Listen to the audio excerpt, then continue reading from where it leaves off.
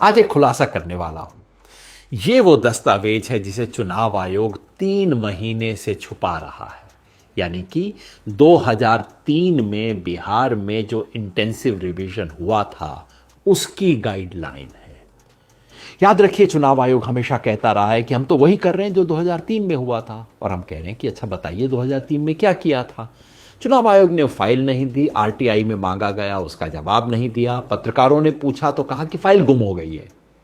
तो साहब हमने फाइल निकाल ली और अब समझ आ गया कि क्यों चुनाव आयोग इसको दबा के बैठा हुआ था। क्योंकि ये जो गाइडलाइंस हैं ये चुनाव आयोग के एक एक दावे का खंडन करती हैं। चुनाव आयोग 3 बड़े झूठ बोल रहा है।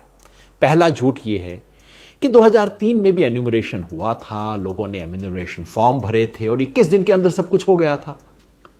अब गाइडलाइन बताती है कि 2003 में कोई एन्यूमरेशन फॉर्म भरा ही नहीं गया था, कोई लोगों को डेडलाइन नहीं दी गई थी। एन्यूमरेटर यानी कि जिसे आज बीएलओ कहते हैं, उसको कहा गया था कि तुम घर घर जाओ और ये फॉर्म भरो, पुरानी वोटर लिस्ट में कोई भी संशोधन है उसको करो और आखिर में head of the house hold के सिग्नेचर करवा लो। नंबर 2, चुनाव आयोग कहता है कि 2003 में तो सिर्फ 4 दस्तावेज का लोगों को ऑप्शन था, अब तो देखिए हमने 11 का ऑप्शन दे दिया है। हकीकत जो पता लगी पढ़ने के बाद वो ये कि 2003 में दस्तावेज मांगे ही नहीं गए थे। दस्तावेज केवल उन लोगों से मांगे गए थे जिनके बारे में शक था कि वो अपनी आयु ठीक नहीं बता रहे हैं या अपना ऑर्डिनरी रेजिडेंस गलत बता रहे हैं, और किसी से कोई दस्तावेज नहीं मांगा गया था।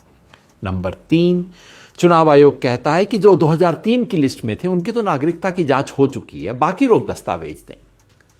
गाइडलाइन पढ़ के पता लगा कि 2003 में नागरिकता की कोई जांच नहीं की गई थी, बल्कि पैरा 32 में स्पष्ट निर्देश दिया गया है कि एन्यूमरेटर का यह काम नहीं है कि वो नागरिकता की जांच करे।